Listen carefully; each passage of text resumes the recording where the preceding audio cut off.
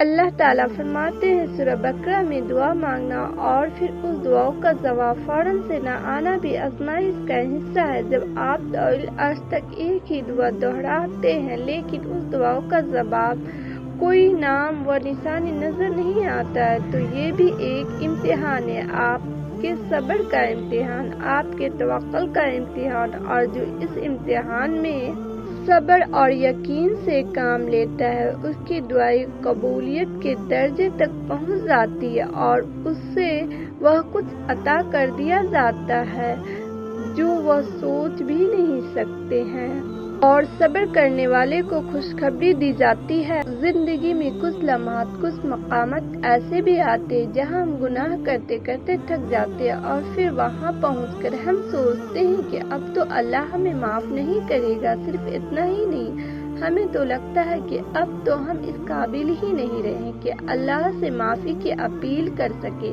کیا آپ بھی ایسا سوچتے؟ کیا آپ کو بھی ایسا لگتا ہے آپ کے گناہ اب معافی کے قابل نہیں رہا؟ کیا آپ بھی ایسا محسوس کرتے ہیں کہ اب توبہ کی جگہ نہیں رہی؟ کیا آپ بھی ایسی گمان کرتے ہیں کہ اب بخشش کا کوئی طریقہ نہیں؟ حدیث شریف رسول صلی اللہ علیہ وسلم نے ارشاد فرمایا، جو شخص کسی مسلمان کے عیب چھپائے گا اللہ پاک قیامت کے دن اس کے عیب چھپائیں گے۔ سبحان اللہ۔ اگر کبھی تم تھک جاؤ، دعا مانگنا بھی مشکل لگے تو اللہ پاک کے آگے اپنا ہاتھ پھیلا دو۔ تمہارے پھیلے ہوئے ہاتھ اس بات کا ثبوت ہے کہ تم رب کائنات کے محتاج ہو، اور بے شک ہمارا رب خاموشی بھی سن لیتا ہے۔ انسان سخت مزاج اس وقت بنتا ہے جب بہت سارے لوگ اس کی نرمی کا غلط فائدہ اٹھا چکے ہوتے ہیں۔ انسان کا سب سے بہترین دوست اللہ ہے، بہت جلد مان جاتا ہے، پرانی باتیں یاد نہیں کرواتا، کبھی مایوس نہیں لوٹاتا ہے اپنے در سے۔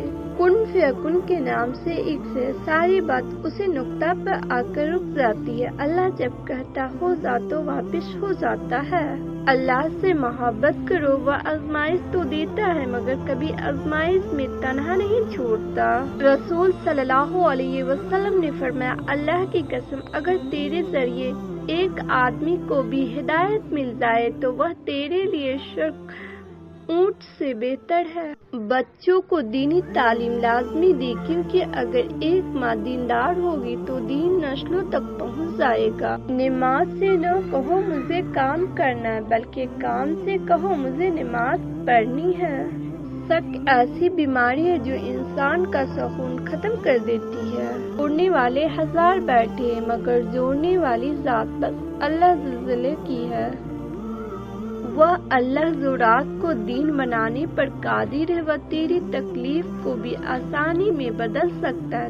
تو مانگ کر تو دیکھ، اللہ تیری آزمائش سے ہو بے خبر، یہ میری نظروں کا قصور ہے۔ تیری راہوں میں قدم قدم کہیں عرش ہے کہیں زور ہے، یہ بچائے ہے مالک تو جہاں میری بندگی میں فطور ہے، یہ خطا ہے میری خطا مگر تیری نام بھی تو غفور ہے۔ یہ بتا مجھے تجھ سے ملوں کہاں، مجھے تجھ سے ملنا ضروری ہے، کہیں دل کی شرارت نہ ڈال، ابھی دل گناہوں سے چور ہے۔ تو بخش دے میرے سب گناہ، تو رحیم ہے تو غفور ہے۔ دعائیں دستک کی طرح ہوتی ہے، مسلسل دستک سے دروازہ کھول ہی جاتا ہے۔ خصوصی دعا، اے رب کائنات، اس بے تاب نفس اور کمزور جسم پر تو رحم فرما، اس لیے کہ جو تیرے سورج کی تپش کو برداشت نہیں کر سکتا وہ تیرے جہنم کی آگ کو کیسے برداشت کرے گا؟